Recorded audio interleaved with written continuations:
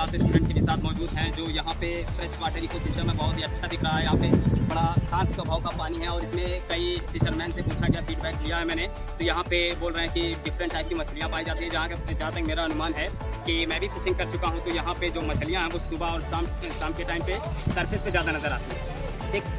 और लोकल लोगों का कहना है कि यहाँ पे एक्वेटिक एनिमल्स ज़्यादा है, लेकिन जब मैं यहाँ पे पहुँचा तो यहाँ पे जो पानी है वो लेवल थोड़ा कम हो चुका है, तो इसलिए जो एक्वेटिक एनिमल्स से मछलियाँ हैं वो ज़्यादा नज़र नहीं आ रही। इसलिए मेरे स्टूडेंट थोड़ा उदास हो गए, कह रहे कि पसंद नहीं आया। लेकिन फिलहाल मैं जो हमारे टीचर जितना ग्रुप है वो इनको एजुकेशन के लिए फ्रेश इन्वायरमेंट इकोसिस्टम दिखाने लाए हैं। तो चलिए हमारा स्पेशलाइजेशन जो है फिशरीज से, तो मैं सबसे पहले इसकी हैबिट की बात करूँगा, मछलियों की हैबिट की बात करूँगा।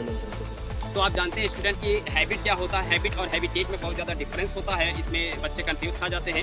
तो ठीक है, तो हैबिट का मतलब ये होता है कि जो डेली रूटीन या डेली एक्टिविटीज़ है मछलियों की, बिहेवियर है, उनको हम कहते हैं हैबिट। और हैबिट में आता है कि मछलियाँ जो भी आती है वो ग्रुप में चलती है, इनका जो ग्रुपिंग चलता है जिसको हम स्कूलिंग कह सकते हैं, या बच्चे जो स्कूल में सीखते हैं ग्रुप में सीखते हैं, ग्रुप में खेलते हैं, तो स्कूलिंग उसको भी कहा जाता है। लेकिन मछलियों से रिलेट किया गया वो स्कूलिंग नाम दिया गया, ठीक है। हैबिटेट की बात करें तो आप जानते हैं कोई भी एनिमल्स हो, इक्वेटिक ही नहीं, केवल कोई भी एनिमल्स हो तो वो अपने बेहतर इन्वायरमेंट के लिए, अपने जहाँ पे उसको फूड अच्छे से मिले, शेल्टर अच्छे से मिले या उसका घर अच्छे से बना रहे, वहाँ पे रहना पसंद करेंगे। तो इनको अगर मछलियों का इक्वेटिक, आज तो हम इक्वेटिक की बात कर रहे हैं, इन्वायरमेंट या फ्रेश वाटर इकोसिस्टम में लाएँ इनको, इसको हम मीठा पानी भी कह सकते हैं, क्योंकि साल्ट का कंसंट्रेशन इसमें 0% या 0.5% होता है, ठीक है।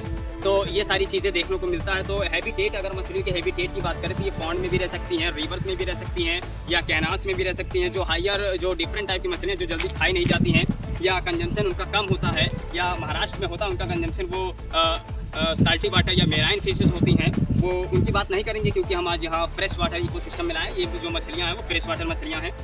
कुछ लोगों से जब यहाँ बात किया गया तो उन्होंने बताया कि यहाँ पे मागुर और मिस्टर टेंगनी, जो लोकल लैंग्वेज है वो मंगूर, सिंघी, टेंगनी या समरा मछली, या ऐसा मान सकते हैं कि आप पड़नी हो गई या रोहू हो गया। अगर वर्ल्ड लेवल पे इनका नाम देखा जाए तो जो रोहू का जो जूलॉजिकल नेम है उसको हम कहते हैं लेडियो रोहिटा, और मागुर मछली का जो जूलॉजिकल नेम है उसको हम क्लैरियस कहते हैं। फिर पड़नी का हो गया वलागुअट्टू, एंड टेंगनी का हो गया मिस्टस हो गया, ठीक है। ये सारी चीज़ें हैं, बाकी अब मैं इतना डिटेल में नहीं जाऊँगा क्योंकि जो हमारे बच्चे हैं वो उतना डिटेल पढ़ नहीं पाएंगे, BSc लेवल MSc लेवल का, ठीक है। तो आज मैं इनके स्ट्रक्चर की अगर बात करें, जो एक्वेटिक एनिमल्स हैं या मछलियों के स्ट्रक्चर की बात करें, तो इनका स्ट्रक्चर जो होता है स्ट्रीमलाइन बॉडी होता है, और इनका बोर्ड शेप की तरह बॉडी होता है कि स्विमिंग फास्ट कर सके या स्विमिंग में कोई दिक्कत ना है। अगर इनका एरिया, आगे का एरिया जो माउथ एरिया अगर बढ़ जाएगा तो रेजिस्टेंस भी बढ़ जाएगा, और रेजिस्टेंस बढ़ेगा तो एनर्जी का खपत ज़्यादा होगी, एनर्जी ज़्यादा लगेगी। इसी का हम जीता जागता अगर एग्जाम्पल लेना चाहें तो जो शिप होती हैं, जो बड़ी बड़ी जहाज़ें चलती हैं पानी में, उनका भी आगे का जो पोर्शन होता है वो पॉइंटेड बनाया जाता है कि रेजिस्टेंस पानी का कम हो और फ्यूल का कंजम्पशन कम हो,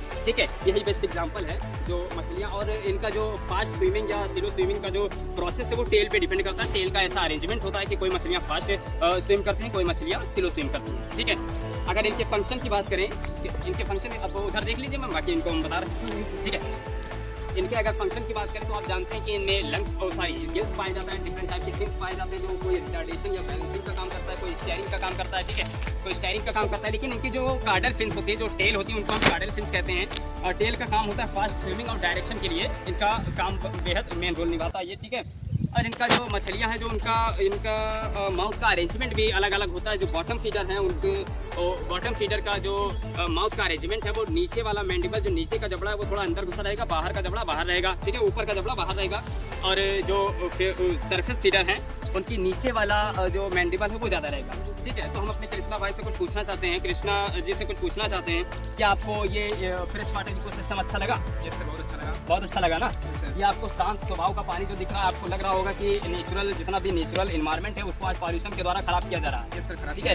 कुछ एक्सपर्ट का ऐसा भी मानना है कि क्लीन वाटर प्लस साफ इन्वायरमेंट मछलियों के मेंटेनेंस या ग्रोथ या प्रोडक्शन के लिए, पॉपुलेशन के लिए बहुत बेस्ट माना जाता है। लेकिन ये भी अगर इसका नेगेटिव भी देखें तो अगर पॉल्यूशन ज़्यादा हो जाए तो इसका डायरेक्ट इफेक्ट एक्वेटिक एनिमल्स पे पड़ता है या फिशरीज से पड़ता है, ठीक है। ऐसे कई जॉब निकलती रहती है फिशरीज़ की, तो मैं अपने स्टूडेंट को इतना बता देना चाहता हूँ कि अगर कोई भी कभी भी चांस मिले फिशरीज़ में तो उसको आप अप्लाई करिए, तुरंत नौकरी पाइए, ठीक है।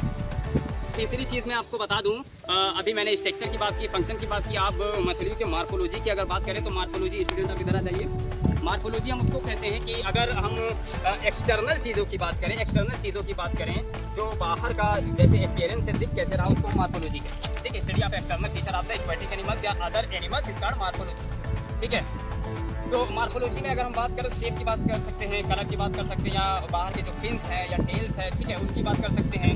और जो इनमें हार्ड प्लेट पाई जाती है, प्लेट लाइक स्ट्रक्चर पाई जाती है, उसको हम स्केल्स कहते हैं। स्केल्स क्या करती है, प्रोटेक्शन करती है, मछलियों को प्रोटेक्शन देती हैं, इन्फेक्शन से बचाती हैं, स्विमिंग जो ये बॉडी को साफ बनाए रखती है कि स्विमिंग में अच्छा परफॉर्म कर सके। ठीक, तीसरी चीज़ हम एनाटॉमी की बात करें तो मैं कृष्णा पूछ सकता हूँ एनाटॉमी या एक्सटर्नल फीचर है कि इंटरनल फीचर? इंटरनल, जरा कैमरा के सामने बोलिए, इंटरनल फीचर है कि एक्सटर्नल फीचर? इंटरनल फीचर है, जब मछलियों को बीच से फाड़ के उनकी स्टडी की जाती है तो उसको कहते हैं एनाटॉमी। ठीक है, वेरी गुड, इन्होंने बहुत अच्छा बताया। वो बात अलग है कि नहीं आ रहा है मन में, ठीक है, वो बात अलग है।